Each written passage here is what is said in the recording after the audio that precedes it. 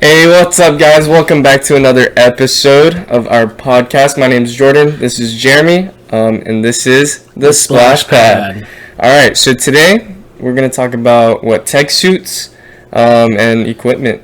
Yeah, just all things training gear, what you should and not necessarily shouldn't have, but what you should have in your mesh bag, things you should be bringing to the pool every day, and then just tech suits. I feel like too many people are so confused about tech suits, and hopefully we can help clarify a few things for sure. Definitely. All right, let's get into the biggest one. Let's get into tech suits first. Let's do it. I really want to tackle this one.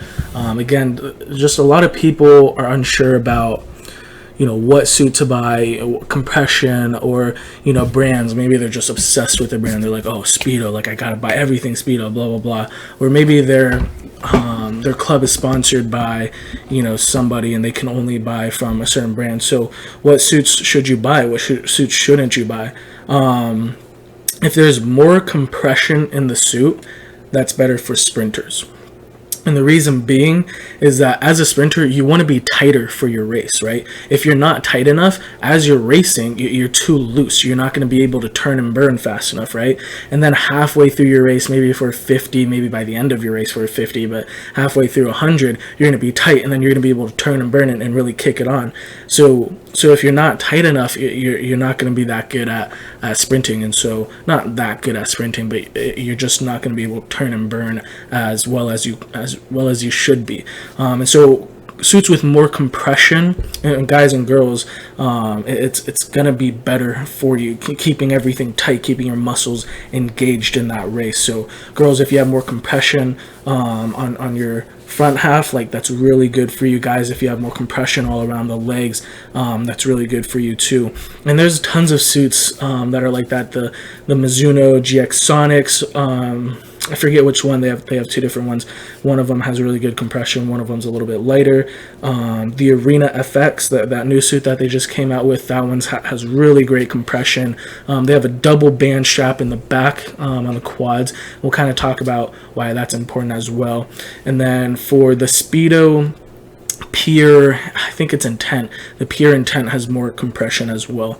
The Tier Venzo as well has really, really, really great compression. So any of those suits are really great for sprinters.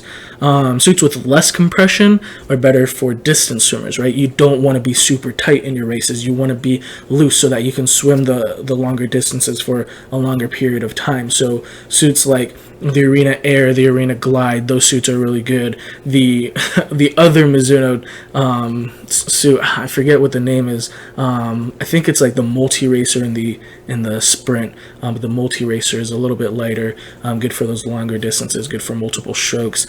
The Speedo Pure Intent, or no, I said that already. Pure Valor, that one's a little bit lighter, better for distance swimmers too.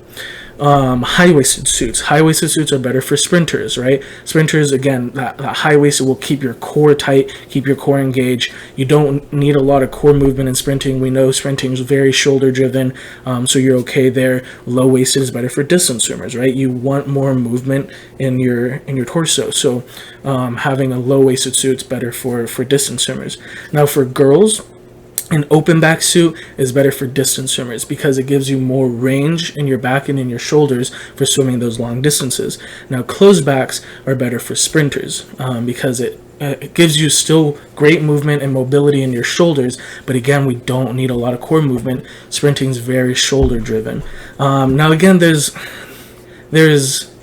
rules that obviously those are kind of the guidelines, but it honestly depends on what works for you, right, and your body and your figure. Some girls, for those open back suits, there's a bit of an opening on the back, and so water leaks through, so they get closed back suits, and then you just kind of have to adjust there, right?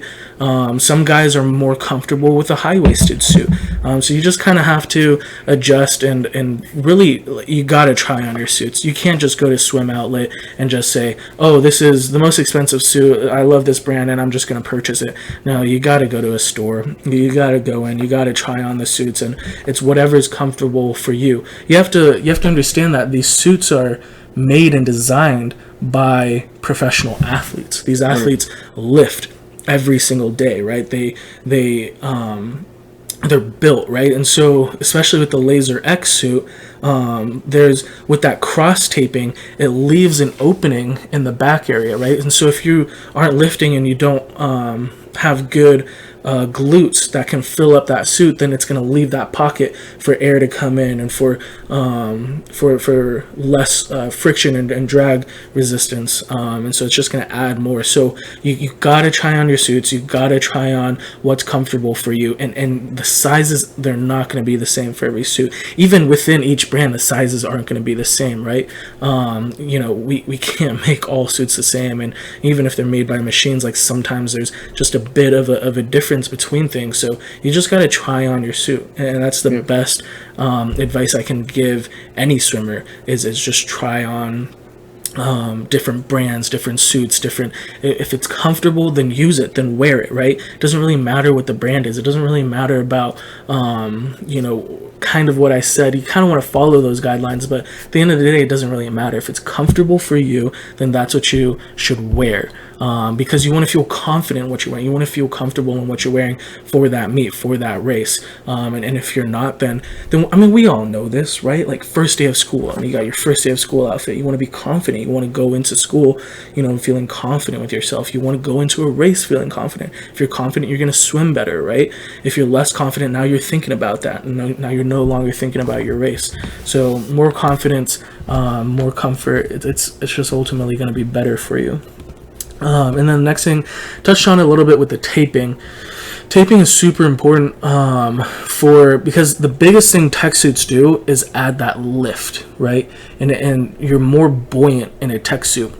And the reason why that's better is because you have less resistance on top of the water through air, right? I can move my hand really fast through the air. Now, if I was in a body of water, like I couldn't move my arm only so fast, right? So same with your body, it's going to move faster out of the water in the air than it is in the water.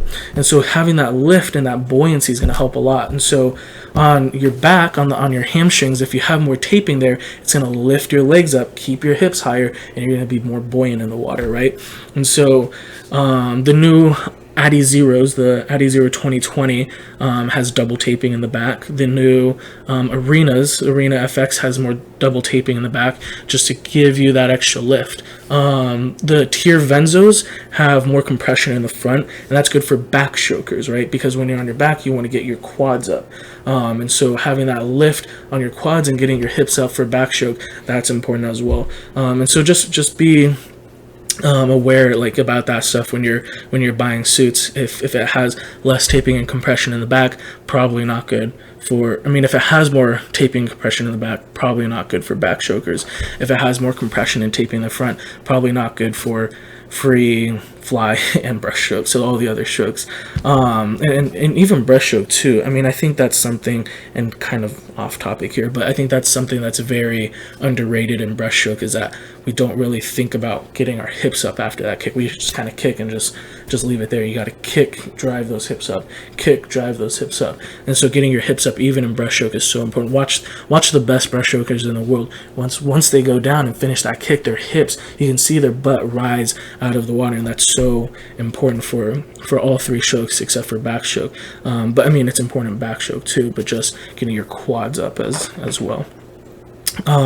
So there isn't like a specific suit for breaststrokers, but Adidas in their, I think it's a 2018 one, right?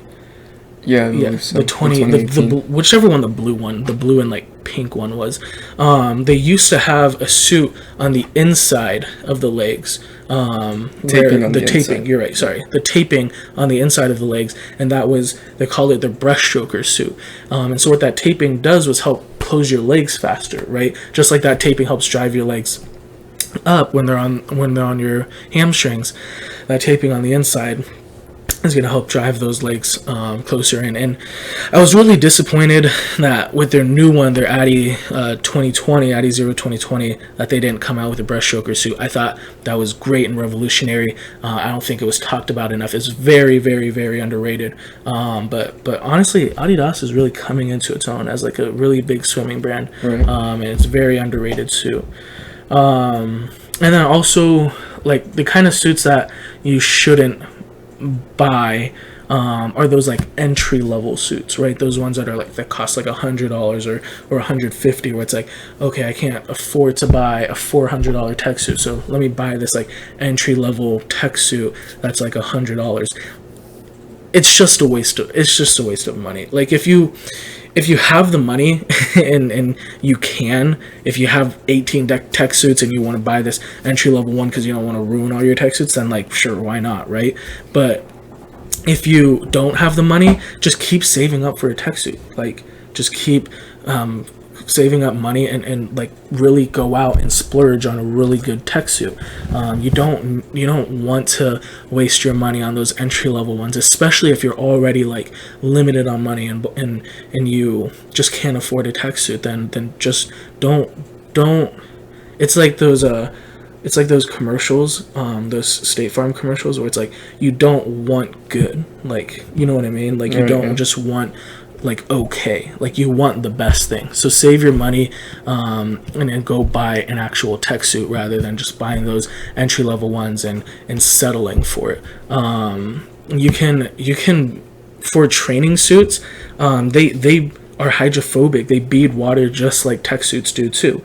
And we've done this so many times. I mean, like honestly, pause the video right now, go grab your training suit, preferably like a newer one because it's not as stretched out, and then go run, like put it in your hand and run water over it, and you're gonna see that the water is running off of it. It's not soaking in the water as much as you think it does.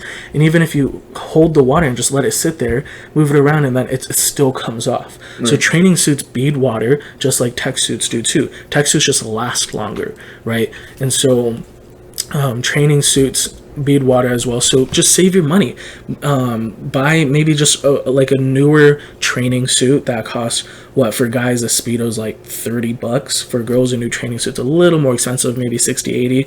But just buy that and then shave your hair off, shave off that dead skin, and you're gonna be very slick. Your skin's obviously hydrophobic, your skin's absorbing water, so like you're just shave your hair off, shave off that dead skin. You're gonna reduce that friction and that reduce the drag, and then you just also have a $30 suit that you're wearing, right? And so that's honestly what I would recommend. Like if you want to save money and you're at like a bigger meet where it's like, okay, I want to try to swim in good time or try to drop time, but I can't afford a tech suit, just wear a Speedo and just shave down. And I mean, it's not gonna be as good as a tech suit, but I'd honestly argue to say it's as good as just buying those entry level suits, right?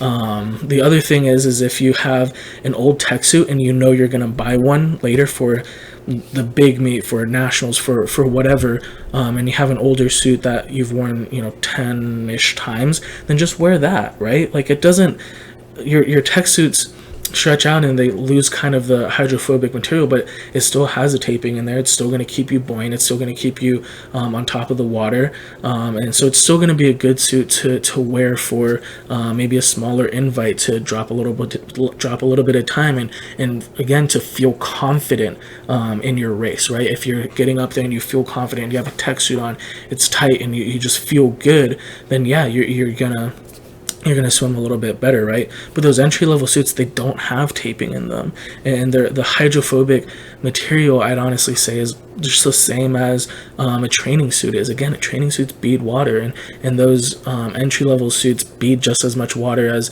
those training suits do too. And so really you're not getting a bang for your buck if you're getting those entry-level suits. It's just kind of there for people who can't afford the best tech suits, and so they have these entry-level suits for you.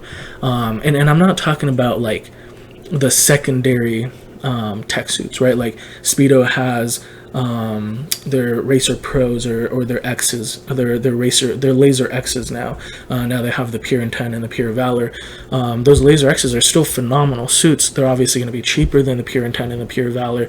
So those Laser X's suits are still going to be great. I'm talking about like the Arena ST, the Tier Basha, I think it's called, or Baja, or something like that. Just the ones that are like $100. Like they're not going to be great suits. But get those like get those if you can't afford the top ones, right? The brands that I just named off: TYR, Venzo, the Arena FX, and the Arena Glide, or the Arena Core FX and the Arena Glide, the Speedo Pure Intent, the Speedo Pure Valor. Then get their suits just a step down from that. For TYR, it's their Victor suits.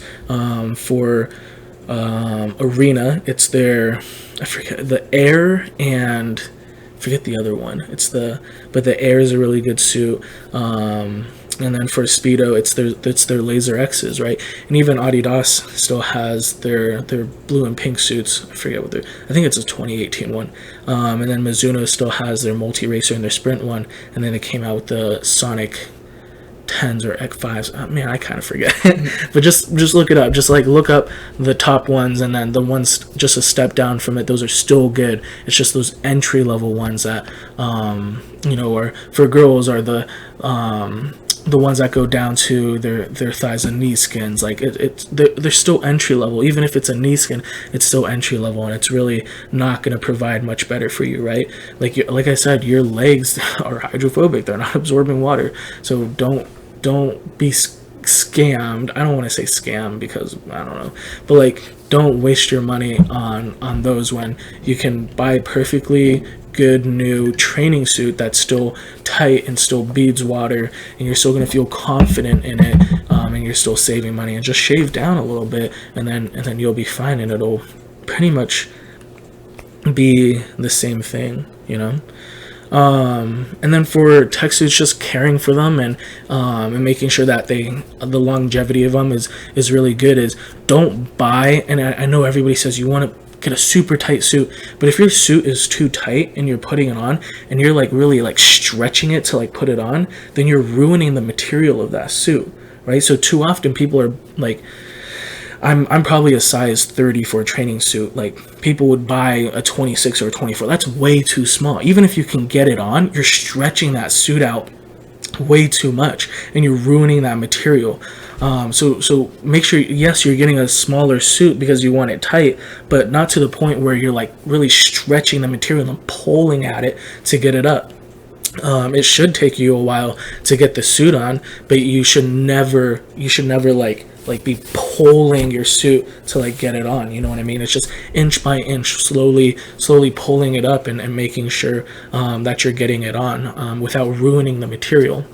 Also, if you're sitting in your suit for a very long time, that also adds to the suit like getting older, right? If you wore the suit for one day for 3 events, but you wore it for that whole, say, like 10 hours, well, then you sitting in it is stretching that suit out. So that suit is also losing its life as well. So that doesn't mean to like take it off and then put it back on after you race, because then you're also losing you're pulling and stretching out the material as well. But just keep that in mind too, is like the longer you wear the suit, the more you're stretching it out as well. And then for any suit, training suits and tech suits, never throw it in the washer, never throw it in the dryer at all. You're going to ruin the material. It's just not going to be good for the suit.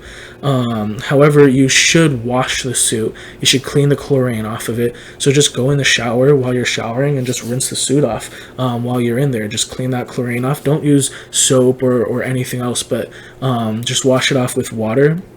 And then do not hang dry your suit.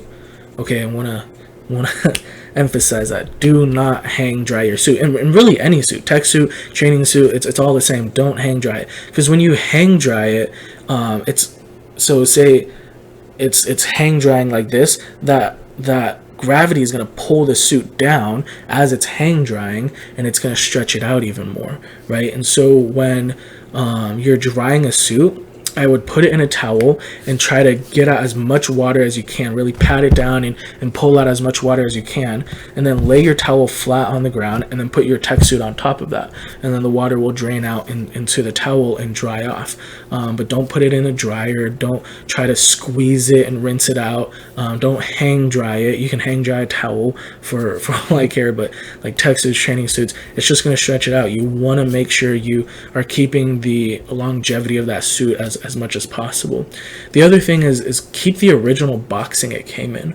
and then put your tech suit in that, right? If you just throw it in your bag, it might get caught on something and pull at it or nick at it and make holes in it. So keep it in the original box where it's not going to be touched or damaged by anything else, and your suit's going to stay better for longer, right? Even in this box, if it gets crushed by something, it's not going to really affect the suit as much, right?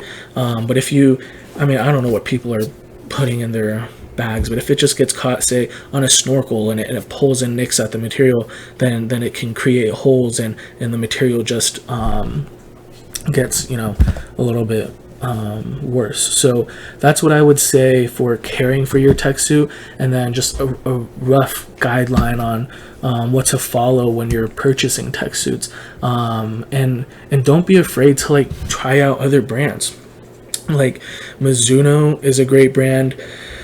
Phoenix is very underrated. I love Phoenix suits. They're very thin, they're very light, and they have good taping on the legs. So those suits are phenomenal. A3 has very good suits as well. So don't be afraid to try out new suits. Honestly, I kind of respect Vladimir Morozov, because he wears, I forget who he wears. He wears a really off-brand. I want to say I forget what he wears. Do you remember? No. It's can you look it up? It's a very off-brand. Just look up one of his races. But I kind of respect him for that, because honestly, at the end of the day, these suits are kind of the same, right? It's hydrophobic, better taping, reducing drag, getting more buoyancy, getting that lift. At the end of the day, they're really the same thing. It's just where you want the compression. Do you want it tighter on your stomach? Do you want it tighter on your legs? Do you want it, where do you want it? And that's what you should be looking for in a tech suit is again, that comfort, right? If you're comfortable in the suit, then you're gonna feel more confident when you're swimming, and that's really what it should come down to, rather than price, rather than brand.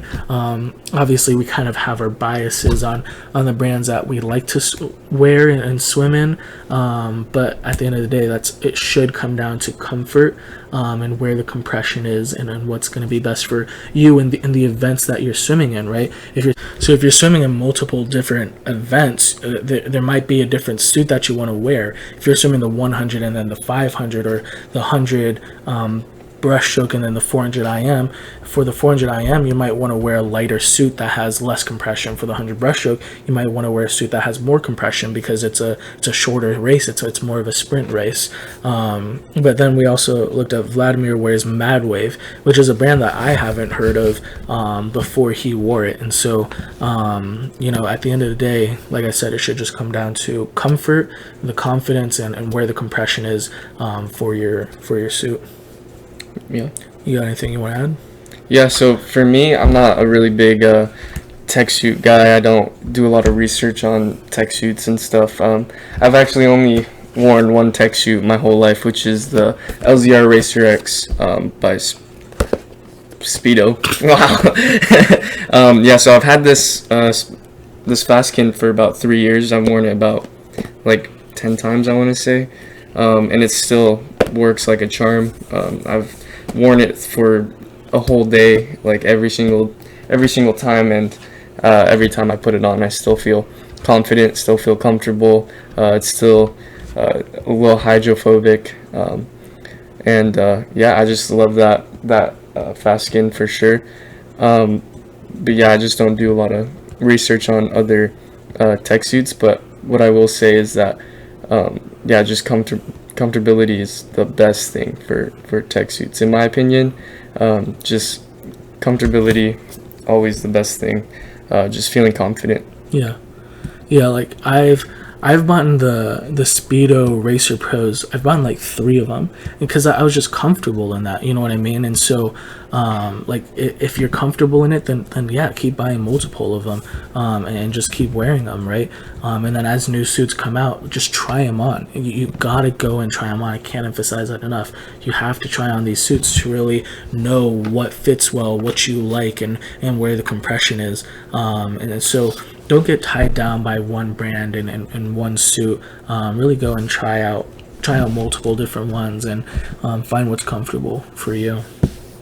Oh yeah, and also keeping it in the box definitely really good for it because mine's beat up, pretty beat up, and if I didn't have the box, this suit would be long gone by now. So yeah, just keep the box. Yeah. And the boxes look cool. Like every box looks really cool. So yeah. All right, let's get into what we think, our take on what you should have in your mesh bag, in your training bag. Right. Let's get started with paddles.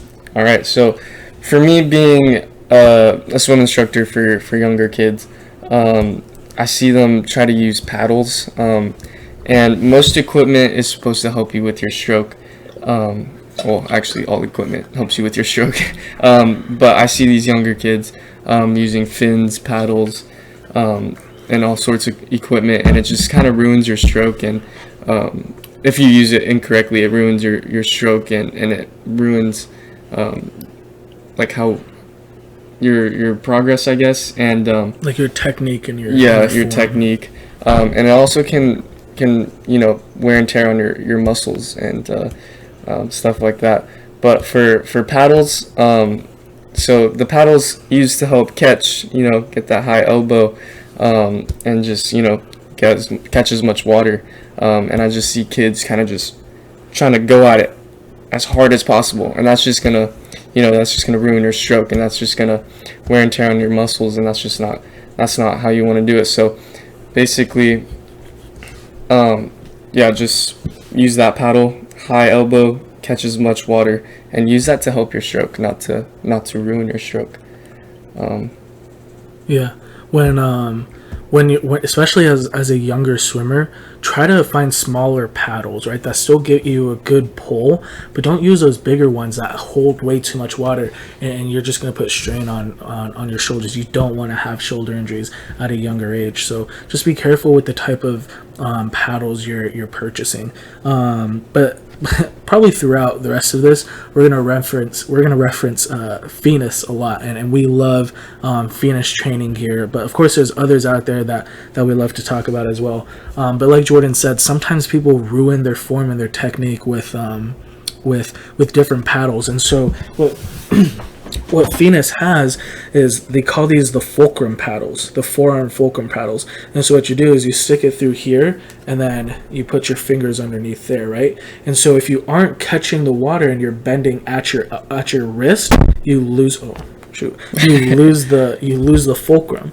right? And so what you have to do is you have to keep that high elbow as you pull through, right? And so you have to keep everything here intact, press through it, and keep that elbow high, right? If you drop it and you lose your wrist, it's going to come out. And so this really helps train that EVF, that early vertical forearm. So this is the Phoenix forearm fulcrum paddle. It doesn't really give you much of a pull, but it does help with that kind of form of what you want to see is driving that elbow forward and pushing back with your forearm. Now there's one where it does give you a little bit more of a pull, and this is the Phoenix bolster paddle.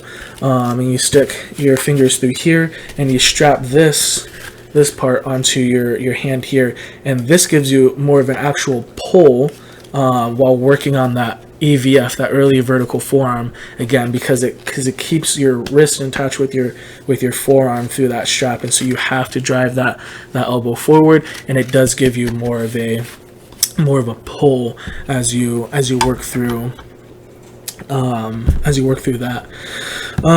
At the end of the day, I think any paddle would be great to use. As a sprinter, you want to have what's it called? As a sprinter, you want a bigger paddle. A bigger paddle holds more water, gives you more power as you're pulling through. As a distance swimmer, you want a smaller paddle because you're going to be pulling a lot more. You don't want to put too much strain on your shoulders. And my favorite paddle to use is the Phoenix agility paddles, and the reason why these are so great is because all you have to do is slide your thumb in there, and then that's it for the paddle. And so when you're working in multiple different sets, you don't need to take your goggles off. and get your hands and put this on, and then sometimes you forget, and like, oh, I didn't put my goggles on, so then you have to take it off, put your goggles on, and then put it back on. I just get up, slide it on, boom, I'm ready to go. I'm done, take it off, done, right? I don't have to worry about getting it into which finger and all of that. The other thing too is on your catch, if you cut this way, the water will pull the paddle and you'll lose it in your hand. And so it kind of helps driving that hand down and in and getting ready, setting you right up for that next pull. And so these paddles are great just because, again, it's easy off and on, transitioning between pulling sets, kicking sets, whatever. And they're just, I think they're great. I think they're great paddles by Fenus. One thing I don't not like, but I think I'm just doing it wrong. It's just like it gets my hands right in the middle here, right where your thumb goes. Yeah. It hurts a little bit after pulling for a while. I think I might just be doing it wrong, honestly. Yeah. But yeah, this is all plastic. Yeah, all plastic. Right. So this isn't really bendy, like other paddles have a little bit of a flex in it, have holes in it, to let water pass through, and then the cords, the bungee cords, kind of help, not pinch your skin, but definitely this part right here can cut into your skin a little bit, but still a great paddle right here. The other thing is having sculling paddles. Fenus has great ones that you just slide onto your thumb. Great for sculling, great for getting that feel in the water. If you're a younger swimmer, you need to improve your feel in the water a lot, to develop great pulling motion, to develop great form and technique. So sculling paddles, iso hand paddles, Fenus has 2 sets of those, and they're truly great. I would recommend them to younger swimmers all day long. The other thing is Fenus has a freestyler paddle where at the bottom of the paddle there's kind of like a rudder, and so if you cut out, that rudder is going to pull you out. If you cut in, it's going to pull you in, and so that rudder keeps you right there on top, ready, getting you ready for that next catch. And so those paddles are great for just sprint freestyling, just turning and burning, and making sure you're getting that catch, just attacking that water. The next thing is resistance gloves. Those ones where you kind of put that mesh bag over your hand and kind of pull with those. They add more resistance. They're great. It kind of makes the feel of the water a little bit different on your arms. The way I think about it is kind of like, basketball players wear those gloves where they can't grip the ball as well, and so it helps with their dribbling and their ball handling, where they're not trying to grip the ball and do all of that. So that's kind of my correlation to it, is that the feel with those bags, with those mesh bags, those mesh gloves are a little bit different. It's going to feel different, but just adding that resistance and just really working on that form and technique. Once you take them off, it's phenomenal. It works so well for you. I would recommend them. I'm big on resistance parachutes, resistance cords, stretch cords, just any sort of resistance stuff.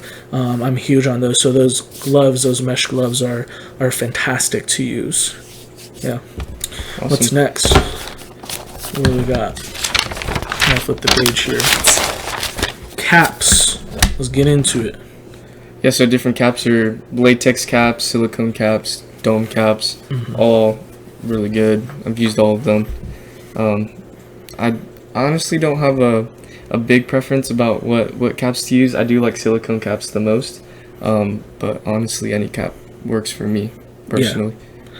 Yeah. I hate wearing caps during practice. Yeah, They are the most annoying thing. I get headaches every single time. I hate wearing caps. I would recommend wearing a cap though before your race, so maybe warm-ups before a meet and stuff like that, just so you're comfortable wearing the cap, just so you have the feel for it and what that's gonna be like. But man, I hate wearing caps. But yeah, I feel bad for girls when they have to wear caps every single day. I'm like, oh, that's tough. True. I know. That is so tough. Sometimes I try. Sometimes I'm like, because my hair used to be. I mean, not as long as yours, but it used to be long. And I'm like, oh man, my hair is really getting in my face. Like maybe I should put a cap on. Like 3 minutes into the warm, I'm like, I'm done with this. When I used to swim the 500, I take my cap off like halfway through the race because I'm like, I hate this. But yeah, latex caps, they add more wrinkles on the top because it's not as sleek, and those wrinkles kind of catch water as it's going through, so it just adds a little bit more drag. Does it add a lot of drag? No, but when it comes down to it for sprinting, that just every little bit counts. Right. So distance swimmers, if you're not comfortable wearing silicone caps, if you don't like it, then wear a latex cap. You know, at the end of the day, does it add more time? Sure. Does it add a lot of time? Probably not. So sprinters, I would recommend wearing silicone caps where it's a little more sleek, less wrinkles up at the top. Obviously dome caps are going to be better, especially those 3D dome caps where they already have the molding at the top, and so it doesn't create those wrinkles at all at the top. Those I would highly recommend. Those are the only caps I wear. The only other cap I would wear is when I had longer hair. I bought one of those hair controlling caps, so it's like a mesh cap, and you just push all of your hair into it, and it's got a tighter band that goes around and just holds all of your hair in place, and then I put a cap. You've seen me wear it. Yeah. And so when I have longer hair, that's what I would use before capping myself with a dome cap. Yeah. You wore that when you were younger too. Yeah. And I was a lot younger. I saw it for the first time. I was like, what's this guy doing? Why has he got this weird cap on? It just keeps my hair in, right? If I just put the dome cap over, then like some hair on the side is going to be sticking out. Right. And when I had longer hair like that, like this hair sticking out on the side, like, you know, that's going to create some drag. And so I just push it all in and then cap myself over. A lot of people complain about silicone caps sliding off your head. Don't shower before putting the cap on, right? Especially like with conditioner, when your hair is like too silky and smooth, like that silicone cap is gonna fly off. So be a swimmer, get used to the chlorine, get that dry hair, and that silicone cap's gonna stay on pretty well. Of course, you can double cap, latex cap, and then a silicone cap. I hate double capping just because it's like too tight. But yeah, try that. Try not showering, I guess. I mean, shower, but just like especially with conditioner where your hair is just like too smooth, like that silicone's just gonna slide off your head. For girls who like put their hairs up in buns, Sporty actually created a cap where it has a little extension for girls with that tie their hair up into buns. I know some girls struggle with that. And then they have Speedo has a long hair cap where it comes down a little bit longer for those who have longer hair. Does it work as well as like those hair controlling caps? I don't think so. I would recommend getting the hair controlling caps if you have super long hair, but at the end of the day, what's comfortable for you is what's going to work and make you feel confident in the water. All right? Yes, sir. Kickboards. Yeah, so kickboards for me, I honestly don't like kickboards as much. I just don't think they help you as much when you can just do no kickboards, streamline arm kicks. Me personally, when I was younger, I never did streamline arms. I hated it. I never wanted to do it. But once I just said screw kickboards and I just did streamline arms more for my kicks, it really helped with my streamline arms. And also I think it helps you with your core strength and just doing it correctly. Yeah. Honestly. At the end of the day, any kickboard you get is going to work. Right. But when you're using a kickboard, you tend to be more lazy with your kicks, with your form, and with everything. And so, like Jordan was saying, doing streamline arm kicking, some coaches don't like it because when you need to breathe, you're like taking a full stroke. And so I actually catch myself doing it. I'm like, oh, just keep breathing and just pull through this. But I would recommend just putting on a snorkel, and we'll actually talk about that in a little bit. But put on a snorkel and do streamline kicking.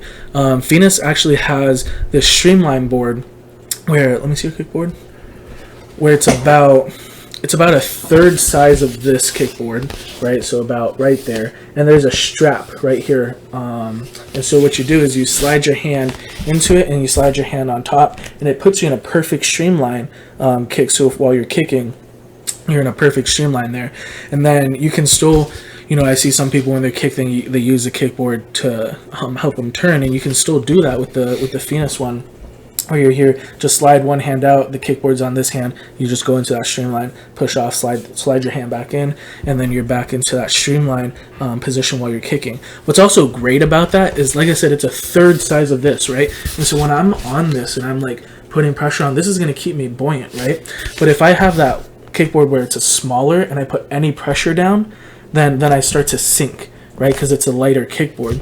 And so I really have to keep everything. I have to keep my core tight. I have to keep my kick strong to keep that kickboard high. So again, that's Venus. I think it's called like the Streamline board or something like that. It's pretty cheap. I would highly recommend it for kicking. I would also recommend, it's called the Brick Kickboard by Fike Swimming, I think, or Fike or Fike. This kickboard weighs 6 pounds. And it's just heavy enough where it'll still float, but literally any pressure you put on it, it's going to start to sink.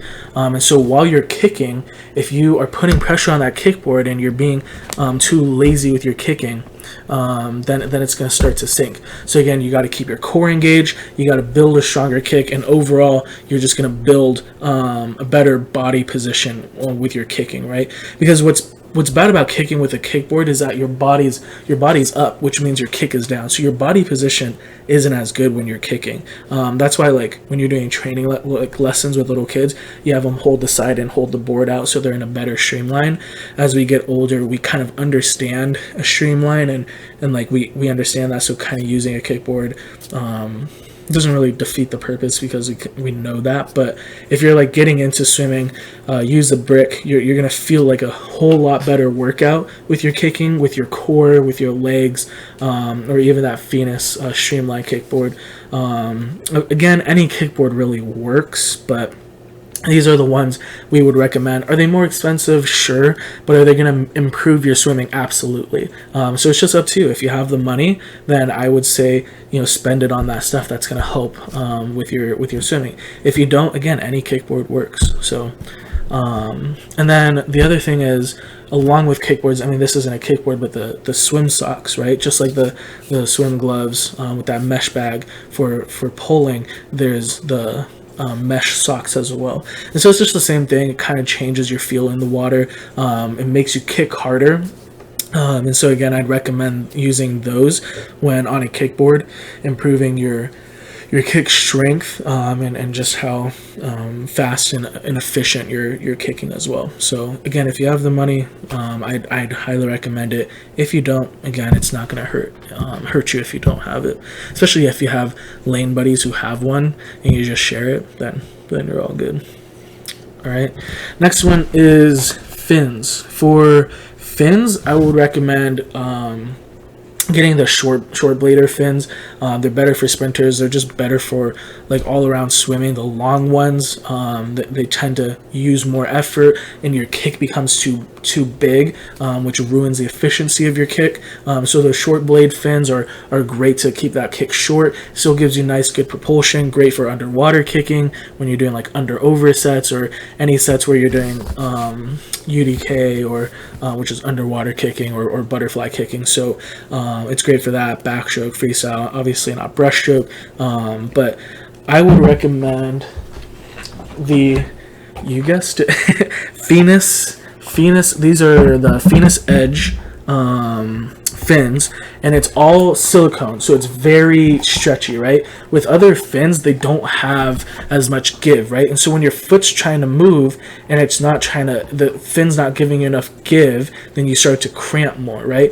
But when your fin can give while your foot's trying to move in that back and forth position, then you're not going to cramp as much. And so these fins are really great for that. It also has this heel strap, so it doesn't fall off your foot as easily. And so they have different sizes, small, medium, large. And these are just great fins. They're a little more expensive, but if you have the money, I'd highly recommend them. They have these two holes here for increased resistance, like less resistance, to increase how fast you're kicking and moving in the water.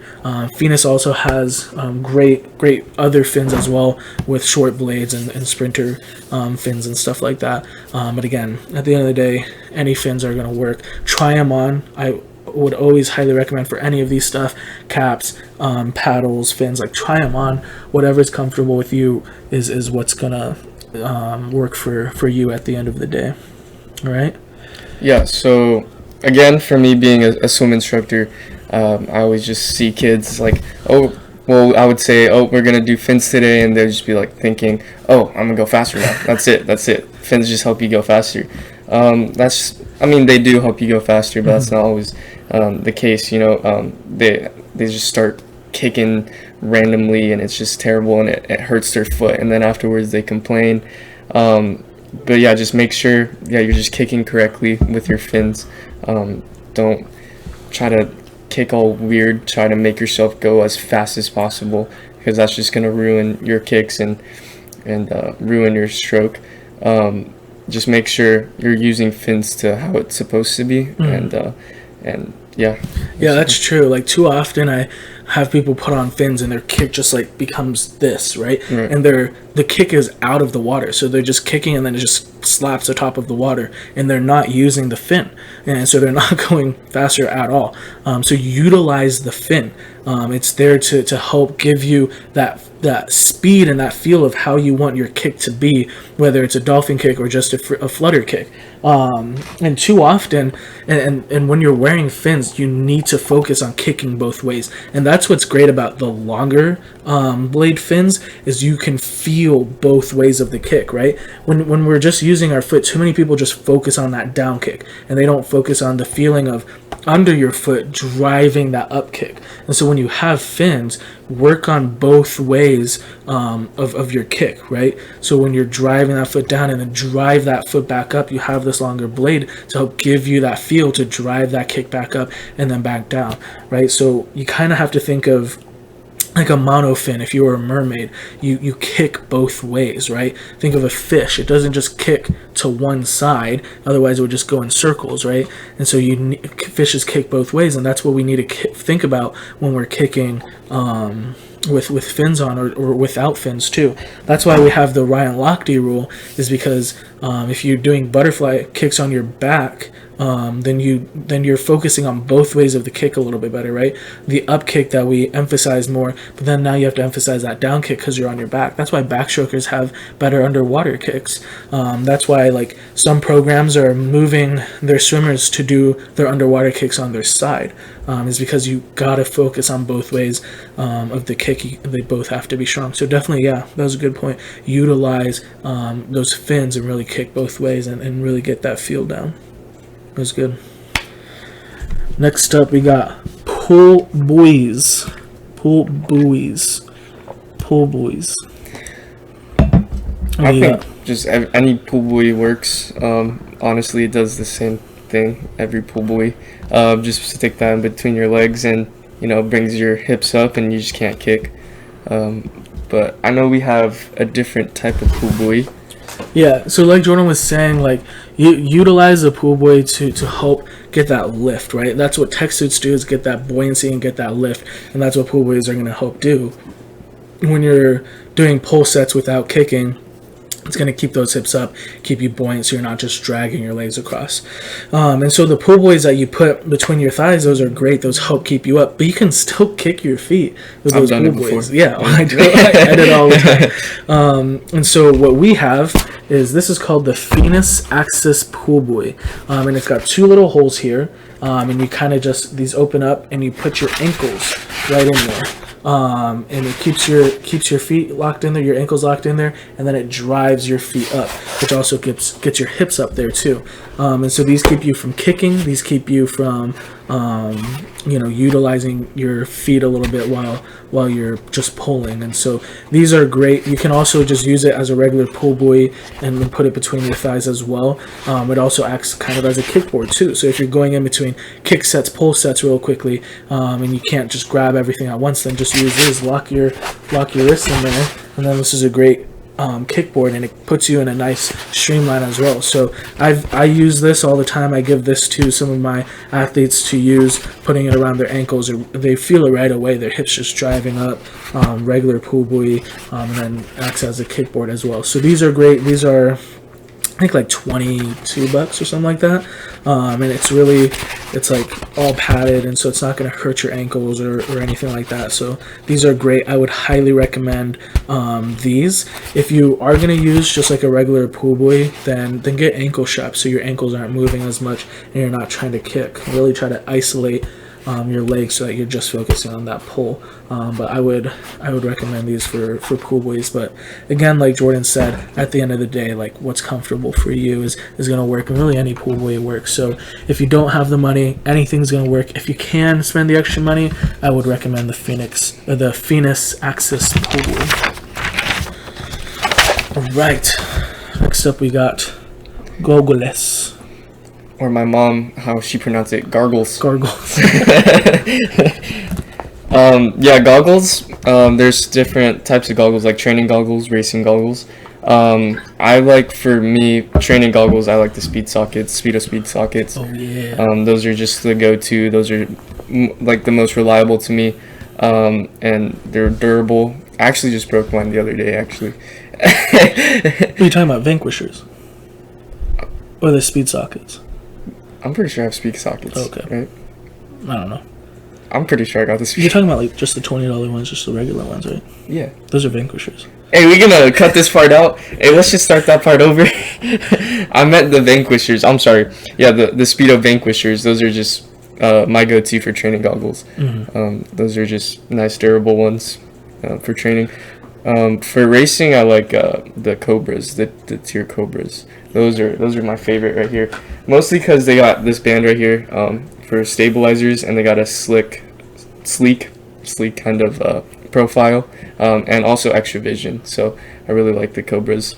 I wear them all the time for my races. Yeah, this guy's a tad bit fancier. I go for my thing about goggles is comfort. If I'm wearing these for, like, my 50 free is 80 seconds. No, I'm just kidding. My 50 free is like a 23, 24. I'm more of a 100, 200 swimmer. So if I'm wearing these for a minute to 2 minutes, I want these to be comfortable, right? And so, like you said, for training Vanquishers, I feel like that's kind of like the gold standard for like training goggles. I've seen people where Kathleen Baker wears Vanquishers for racing, that she won broke the record in the Olympics with the regular Vanquishers. So you can use them for racing. They're great for racing too. Sometimes I use it if I don't want to bring out my more expensive goggles, which aren't as expensive as his, but yeah, Vanquishers are kind of the gold standard. A lot of other companies have tried to copy these and make it, but I think the Vanquishers are, and the new ones that Speedo came out with, the EVs, which stands for, I think it was like more like vision or something like that. I don't know what it does, but extra vision, yeah. So it adds more peripheral on the side for the Vanquisher. So they have the Vanquishers, Vanquisher 2.0s, and then the Vanquisher EVs. We have a pair of the EVs, right? I do not. I think I have a pair. I have a pair of the EVs. I have a pair of 2.0s, and yeah, I use those for training all of the time. For competitions, for mates, I use the speed sockets, and those are the speed socket 2.0s. That's also Speedo. I just like the eye gasket. It just fits on my eyes great. It's super comfortable. The silicone on that just feels like amazing on my eyes. Has good suction. It's a pretty low profile, not as much as the Arena, those Cobras. Yeah. Not as much as the Cobras. And then it has a little bit of peripheral, but not as much as the new Speedo Pure Intent, I think, or their higher end goggles. Not as much peripheral as that, but they used to have just the speed sockets, and those were great, but the 2.0s are even better. Those are about $35. Tier has great goggles, however their bands are rounded, and the rounded parts kind of hurt me a little bit more, so I don't buy Tier. And then Arena is great, and then, can I see that? These stabilizers are phenomenal. It helps keep that sleekness there, because this isn't covered by your cap, and so this part, when it sits there, it's sticking out. And so when it's sleek, and when it's not this part, the band part, then it has less resistance and drag, and then the rest of the band is going to be sitting under your cap if you put it under your cap, and so it shouldn't create a lot of drag. So these goggles are great. I know a lot of people who wear the Arena Cobras, phenomenal goggles, and then the new Speedo ones, I think the brand new one they came out with is the Pure Intent or something like that. Pure Focus. And so those are great. The only thing why I don't buy them is that they're like $80. They're like $60-$80. So those are a little bit on the higher end. Of course, are they going to be better? Absolutely. Low profile, more peripheral. It's going to be sleek, less drag. Like, they're going to be better goggles without a doubt. But they're still good goggles that are cheaper, like the SpeedSocket 2.0s, that are going to be great as well. Another great goggle is the Michael Phelps goggles. I see people wear those all the time. The eye gasket's too big for me. I got small eyes, and so I don't wear the Michael Phelps goggles. I've tried them on, just haven't liked them. But I've heard those are great goggles to buy and have. Another great goggle is the Adidas goggles. The only thing I don't like about them is they don't have a lower profile. They stick out just a tad too much, and that's why I don't buy the Adidas ones. But if you like them, like I said, try your goggles on, because these, to me, it's second to the tech suit. The tech suit's got to be the most comfortable, and then the goggles have to be the next most comfortable. Don't be afraid to cross brands. I mean, like, at the end of the day, it's whatever's comfortable for you, and whatever is going to make you feel confident for your competitions and when you're competing. You got anything else you want to add? Yeah. Earlier I said the Tier Cobra goggles. I meant to say Arena. Did you say Tier Cobra? Yeah, I did say Tier Cobra. That's my fault. Arena Cobras. Bro, you are messing up. I am messing up on my goggles today. Okay, but also, you said I was a little bit more fancy. You have like 5 pair of goggles, right? Yeah, I do have 5 pairs. I have 2 pairs. I have of the SpeedSocket 2.0s, Vanquishers 2.0s, and then the Vanquisher EVs. I think I have another one, but I forget.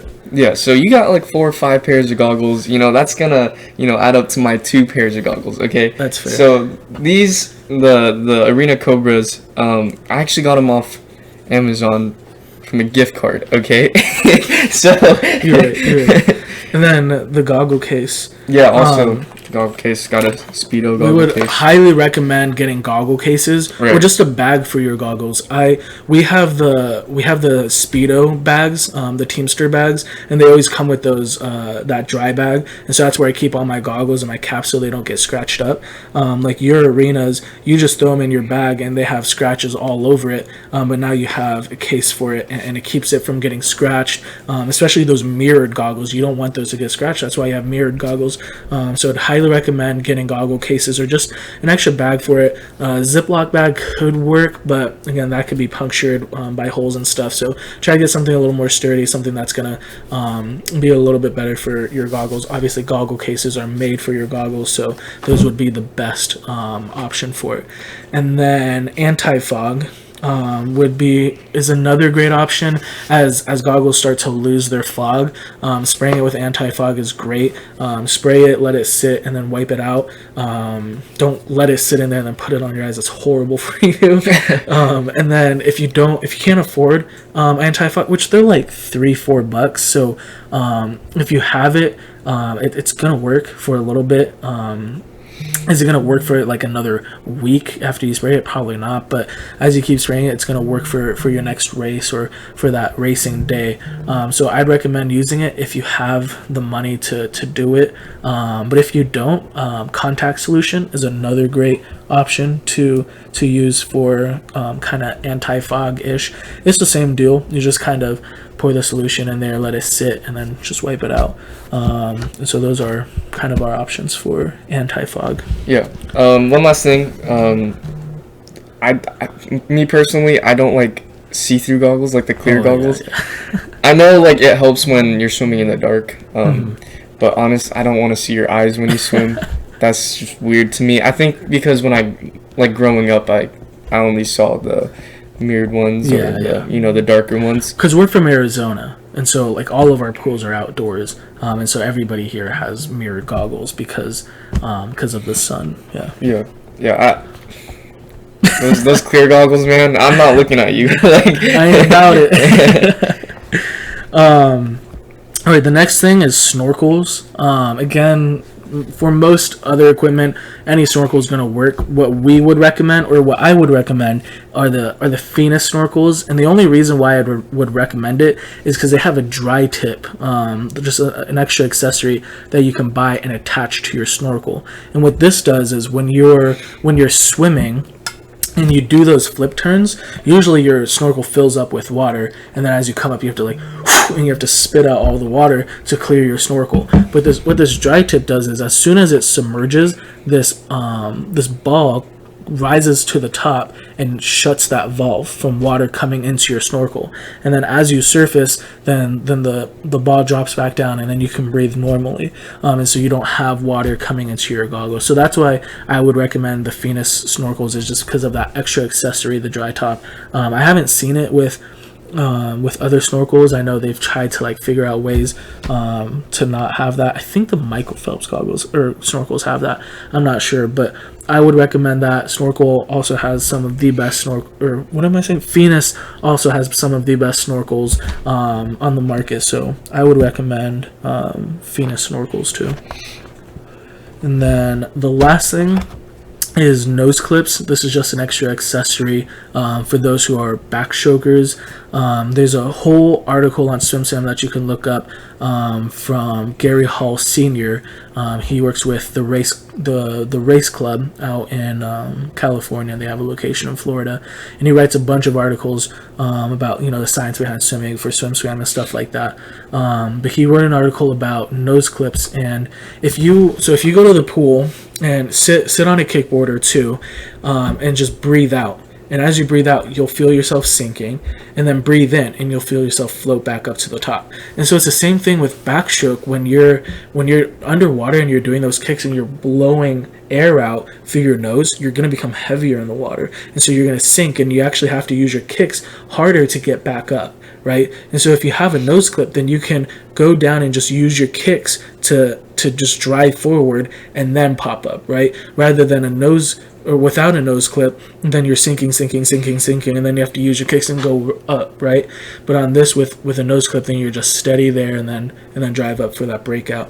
And so it can be uncomfortable for people because they're used to breathing out through their noses and stuff. So I would highly recommend, if you are going to use a nose clip, using it at practice before you meet, way before you meet, and get comfortable with it. You'll see a lot of backstrokers use nose clips, and that's why. It's because you don't become as dense in the water while you're breathing out that air. Now, for other strokes like freestyle, butterfly, and breaststroke, you do want to release that air from your nose. And again, Gary Hall Sr. has an article, and he talks about this, is because those air bubbles, as they get trapped on your body, those air bubbles are going to lift you up. He talks about penguins doing this a lot while they're swimming, and this is why they're so fast, is because they trap those air bubbles in their feathers in their feathers as they're swimming, and that helps drive them and get them faster and more buoyant. And so for the other strokes, freestyle, butterfly, breaststroke, you want to release that air, get those air bubbles trapped under your body, and that's going to help drive your swimming faster. But not for backstroke, because that air just floats up to the top. So I'd highly recommend getting nose clips. There are a bunch of nose clips out there that have padding on it, so it doesn't pinch your nose as much. There's metal ones, plastic ones. Just try it out. Try different ones. There isn't one that I would recommend because they're cheap and they're all pretty much the same. So just try it out and purchase your own and see if you're comfortable with it and if you like it, because that'll help improve your backstroke a lot. Other training gear that I would recommend having in your mesh bag or just using as you're developing as a swimmer, and this is probably for younger swimmers who are still developing and working on a few things, is this. This is a posture trainer by Phoenix, and what you do is you attach it to your head, and then on the back here, this part, if you lift your head, it's going to touch can you hear me? If you lift your head, it's gonna touch the back of your neck, of your back. And so if you keep your head straight, then you're not going to feel it. But as soon as you lift, you're going to feel that touch. You're going to feel this part touch the back of your neck. And so this is great to help younger athletes like learn posture in the water, and knowing that you don't want to lift your head up while you're swimming, because if you lift your head up, then your hips drop and then you're just dragging your hips. So you want to keep your head down, keep your hips high on top of the water. The other thing that I would recommend is getting this. This is also by Phoenix. These are called the Hydro Hips. And what you do is there's a belt here that you attach to your hips, and then you just secure it by pressing down, and that's really tight there. And these paddles sit on the side of your hips, and so you have to drive your hips as you're swimming, and these paddles kind of add as a little resistance to kind of feel yourself driving your hips. And then if you are driving your shoulders faster than your hips, then your hand's going to hit this paddle and you're going to feel that. So you have to drive your hips and then finish that pull. Drive your hips, finish the pull. Drive your hips, finish the pull. So these are great for younger swimmers, kind of learning and developing their strokes, feeling the mechanics and the technique and the form, for having proper rotation and pulling through the water. The last thing that I would recommend is getting a tennis ball. This is great if you can't afford that posture thing. And so what you do is you just kind of hold this tennis ball between your chin and your chest. So you can see that my head's not like down like this, but it's kind of down, and that'll help while you're swimming to keep your head down, because if you lift up, then you lose that ball. So the tennis ball is great to kind of help develop that body alignment, keeping your head down while you're swimming as well. And then actually one more is parachutes. Obviously I'm a big person on resistance training. Any sort of mesh, any sort of resistance, power towers, cords, I would highly recommend doing resistance training in the water, because there's a lot of that translating over into becoming a powerful and better swimmer, rather than being on the land and working on lifting weights and other dry land exercises. Now if you're swimming and working on that resistance, then there's a lot that translates over to that. So parachutes I would highly recommend. Phoenix has one where you can open the bag and close it. So obviously the more open it is, the more water that comes through, less resistance, and the closer it is means more resistance. And so you can kind of adjust your resistance as you develop as a swimmer, or whatever it is that you want to work on. So that's what I would recommend for other training gear that you should have in your bag. Yeah. Nice. Anything else you want to close with? No, I'm good. Awesome. Yeah, you said parachutes. I was about to say parachutes. Yeah. Well, guys, that's our take on our suggestions and what we would recommend for different sort of training gears. If you guys have anything that you guys want to recommend, or anything that we didn't talk about that you guys have questions about, different brands, different type of training gears, like what other things we would recommend for budget friendly stuff or more expensive, just let us know down in the comments. We'd love to talk to you guys more about that. If you have more questions on suits and what to buy and brands and stuff like that, we'd love to hear that. So throw that down in the comments. Don't forget to like and subscribe. All right, and we'll see you guys next time. in the next one. Thanks, guys. See you guys.